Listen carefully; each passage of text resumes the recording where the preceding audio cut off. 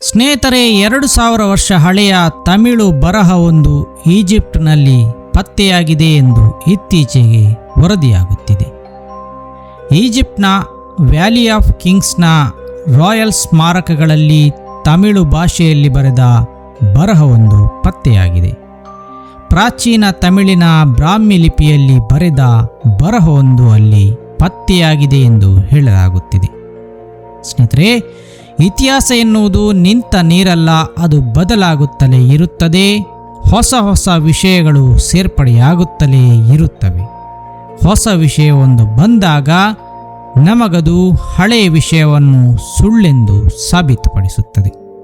ಇದುವರೆಗೆ ತಮಿಳುನಾಡಿನ ಇತಿಹಾಸದಲ್ಲಿ ತಮಿಳಿನ ವ್ಯಕ್ತಿಯೊಬ್ಬರು ಈಜಿಪ್ಟ್ನ ಒಳಹೊಕ್ಕು ಬಂದಿದ್ದರು ಎಂಬುದಕ್ಕೆ ಆಧಾರವಿರಲಿಲ್ಲ.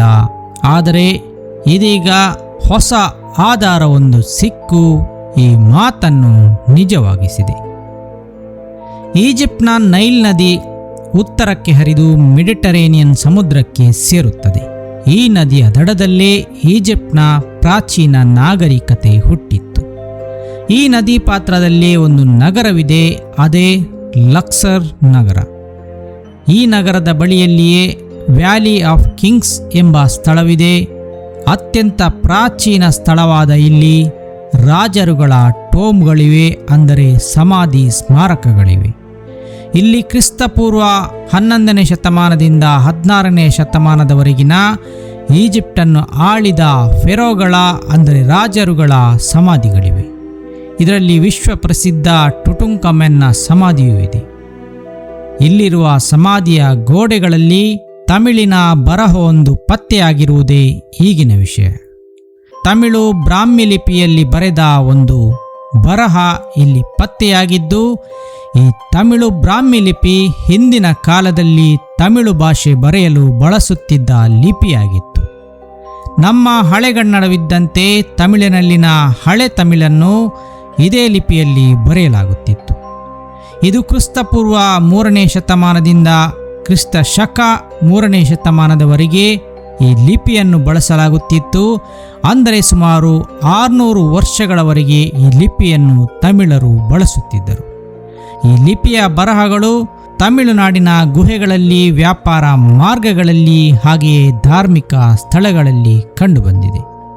ಈ ಲಿಪಿಯು ತಮಿಳಕಂ ಪ್ರದೇಶಗಳಲ್ಲಿ ಬಳಕೆಯಲ್ಲಿದ್ದುದು ಕಂಡುಬಂದಿತ್ತು. ತಮಿಳಕಂ ಎಂದರೆ ಈಗಿನ ತಮಿಳುನಾಡು, ಕೇರಳ ಮತ್ತು ಕರ್ನಾಟಕದ ಕೆಲ ಭಾಗ ಸೇರಿ ಹಿಂದಿನ ಕಾಲದಲ್ಲಿ ತಮಿಳಕಂ ಎಂದು ಕರೆಯಲಾಗುತ್ತಿತ್ತು. ಹಾಗಾದರೆ ಆ ಸಮಾಧಿಗಳಲ್ಲಿ ಏನನ್ನು ಬರೆಯಲಾಗಿದೆ ಎಂಬ ಕುತೂಹಲ ನಿಮಗೂ ಇರಬಹುದು. ಇಲ್ಲಿರುವ ಸುಮಾರು 11 ಸಮಾಧಿಗಳಲ್ಲಿ ಅವುಗಳ ಹೊರಗೋಡೆಯ ಮೇಲೆ ಅಲ್ಲಲ್ಲಿ ಏನನ್ನು ಬರೆಯಲಾಗಿತ್ತು. ಸುಮಾರು ವರ್ಷಗಳಿಂದ ಸಂಶೋಧಕರು ಈ ಕುರಿತು ಆಸಕ್ತಿ ತಳೆದು ಸಂಶೋಧನೆಯನ್ನು ಆರಂಭಿಸಿದ್ದರು. ಇದೀಗ ಅಲ್ಲಿ ತಮಿಳಿನಲ್ಲಿ ಸಿಕಾಯ್ ಕೋರನ್ ಎಂಬ ಶಬ್ದ ಬರೆಯಲ್ಪಟ್ಟಿದೆ ಎಂಬುದು ತಿಳಿದು ಬಂದಿದೆ. ಈ ಸಿಕಾಯ್ ಕೋರನ್ ಶಬ್ದ ಬೇರೆ ಬೇರೆ ಸಮಾಧಿಗಳಲ್ಲಿ ಅಲ್ಲಲ್ಲಿ ಬರೆಯಲ್ಪಟ್ಟಿದೆ. ಒಂದು ಸಮಾಧಿಯಲ್ಲಿ ಸಿಕಾಯ್ ಕೋರನ್ ಬಂದು ನೋಡಿ ಹೋಗಿದ್ದಾನೆ ಎಂಬರ್ಥದ ಉಲ್ಲೇಖವಿದೆ. ಸಿಕಾಯ್ ಕೋರನ್ ಒಂದು ಹೆಸರಾಗಿರಬಹುದು ಎಂದು ಅಂದಾಜಿಸಲಾಗಿದೆ. ಕೋರನ್ ಎಂಬ ಶಬ್ದ ನಾಯಕ ಎಂಬ ಅರ್ಥವನ್ನು ನೀಡುವುದರಿಂದ ಇದು ನಾಯಕನನ್ನು ಸೂಚಿಸುವ ಪದವಾಗಿರಲೂಬಹುದು ಅಥವಾ ಆತನ ಪದವಿಯನ್ನು ಸೂಚಿಸುವ ಪದವಾಗಿರಲೂಬಹುದು. 2000 ವರ್ಷದ ಹಿಂದೆ ಈ ಸಮಾಧಿ ಸ್ಮಾರಕಗಳನ್ನು ಯಾತ್ರಾರ್ಥಿಗಳು ನೋಡಲು ಬರುತ್ತಿದ್ದರು. ಅವರು ತಮ್ಮ ದಾಖಲೆಯನ್ನು ಅದರಲ್ಲಿ ಬರೆದಿಟ್ಟಿರಬಹುದೆನ್ನಲಾಗಿದೆ. ಇದೇ ರೀತಿಯ ಬರಹಗಳು ಗ್ರೀಕ್ ಮತ್ತು ಲ್ಯಾಟಿನ್ ಭಾಷೆಯಲ್ಲಿಯೂ ಇಲ್ಲಿ ಕಂಡುಬಂದಿದೆ. ಅಂದರೆ ಇವೆಲ್ಲ ಸುಮ್ಮನೆ ಗೀರಿದ ಗೆರೆಗಳಲ್ಲ. ಆ ವ್ಯಕ್ತಿಗಳು ಬೇಕೆಂದೇ ತಮ್ಮ ಭೇಟಿಯನ್ನು ಇಲ್ಲಿ ದಾಖಲಿಸಿ ಹೋಗಿದ್ದರು ಎಂಬುದು ತಿಳಿಯುತ್ತದೆ. ಈ ಬರಹಗಳು ಕಂಡುಬಂದುದರಿಂದ ಏನು ಸಾಧನೆ ಮಾಡಿದಂತಾಯಿತು ಎಂದು ನೀವು ಕೇಳಬಹುದು. ಹೌದು ಸ್ನೇಹಿತರೆ, ಈ ಬರಹದಿಂದ ಭಾರತ, ಈಜಿಪ್ಟ್ ಮತ್ತು ರೋಮ್ನೊಂದಿಗೆ ವ್ಯಾಪಾರ ಸಂಬಂಧ ಹೊಂದಿತ್ತು ಎಂಬುದು ತಿಳಿದು ಬಂದಿದೆ. ಕ್ರಿಸ್ತಶಕ 1ನೇ ಶತಮಾನದಿಂದ 3ನೇ ಶತಮಾನದವರೆಗೆ ಈಜಿಪ್ಟನ್ನು ರೋಮನ್ ಸಾಮ್ರಾಜ್ಯ ಹಿಡಿತದಲ್ಲಿಟ್ಟುಕೊಂಡಿತ್ತು. ಎಲ್ಲ ವ್ಯಾಪಾರ ಸಂಬಂಧಗಳಲ್ಲೂ ರೋಮ್ ಪ್ರಭುತ್ವ ಸ್ಥಾಪಿಸಿತ್ತು. ಆ ಸಮಯದಲ್ಲಿ ಭಾರತ ರೋಮ್ನೊಂದಿಗೆ ವ್ಯಾಪಾರ ಸಂಬಂಧವನ್ನು ಹೊಂದಿತ್ತು ಎಂಬುದು ಇತಿಹಾಸದಿಂದ ತಿಳಿದು ಬಂದಿದೆ. ಇದರಲ್ಲಿ ದಕ್ಷಿಣ ಭಾರತದ ಬಂದರುಗಳಾದ ಮುಜಿರಿಸ್, ಅರಿಕಮೇಡು, ಕೊರ್ಕೈ ಇವುಗಳು ಪ್ರಮುಖ ಪಾತ್ರ ವಹಿಸಿದ್ದವು.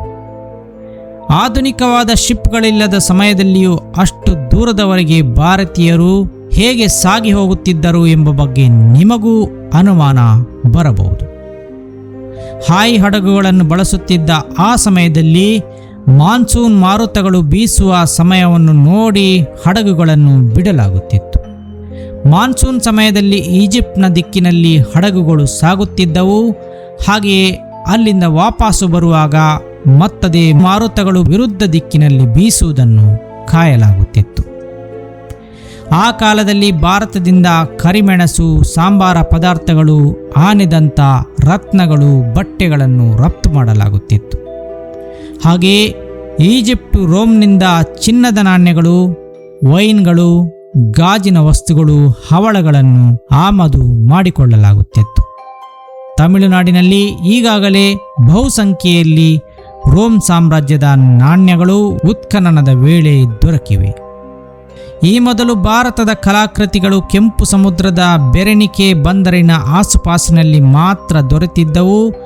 ಭಾರತೀಯರು ಈಜಿಪ್ಟ್ನ ಒಳಹೊಕ್ಕು ವ್ಯಾಪಾರ ಮಾಡಿದ್ದರು ಎನ್ನುವುದಕ್ಕೆ ಕುರುಹುಗಳು ಸಿಕ್ಕಿರಲಿಲ್ಲ.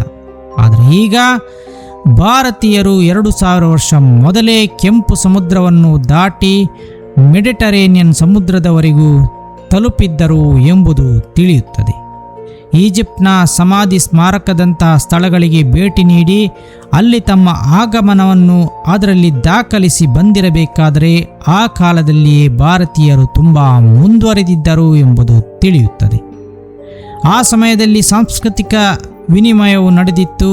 ವ್ಯಾಪಾರ ಜಾಲವು ಭಾರತ, ಆಫ್ರಿಕಾ ಮತ್ತು ಯುರೋಪ್ಗಳನ್ನು ಕೊಂಡಿಯಾಗಿಸಿತ್ತು. ಏನ್ಷಿಯಂಟ್ ಗ್ಲೋಬಲೈಸೇಷನ್ ಎನ್ನುವುದು ನಾವು ತಿಳಿದಿರುವುದಕ್ಕಿಂತಲೂ ತುಂಬ ಅಡ್ವಾನ್ಸ್ ಆಗಿತ್ತು ಎಂಬುದು ತಿಳಿಯುತ್ತದೆ. ತಮಿಳು ಬ್ರಾಹ್ಮಿ ಲಿಪಿಯ ಆ ಬರಹ ಭಾರತದಿಂದ 500 ಕಿಲೋಮೀಟರ್ ದೂರದಲ್ಲಿ ದಾಖಲಾಗಿರುವುದು ದಕ್ಷಿಣ ಭಾರತೀಯರು ಎಷ್ಟು ಮುಂದುವರೆದಿದ್ದರು ಎಂಬುದನ್ನು ಸೂಚಿಸುತ್ತದೆ. ಸ್ನೇಹಿತರೆ, ಇತಿಹಾಸವನ್ನು ಬಗೆದಂತೆಲ್ಲ ನಮ್ಮ ಪ್ರಾಚೀನರು ತುಂಬ ಮುಂದುವರೆದಿದ್ದರು ಎಂಬುದು ತಿಳಿಯುತ್ತಾ ಸಾಗುತ್ತದೆ. ಇಂಥ ಶೋಧಗಳು ಮತ್ತಷ್ಟು ಆಗುತ್ತಿರಲಿ ಎಂದು ಹೇಳುತ್ತಾ ಈ ವಿಡಿಯೋವನ್ನು ಕೊನೆಗಾಣಿಸುತ್ತಿದ್ದೇವೆ. ನಿಮಗೆ ಹೇಗನಿಸಿತು ಈ ವಿಡಿಯೋ? ನಿಮ್ಮ ಅಭಿಪ್ರಾಯ ಕಮೆಂಟ್ ಮಾಡಿ. ವೀಕ್ಷಣೆಗಾಗಿ ಧನ್ಯವಾದಗಳು.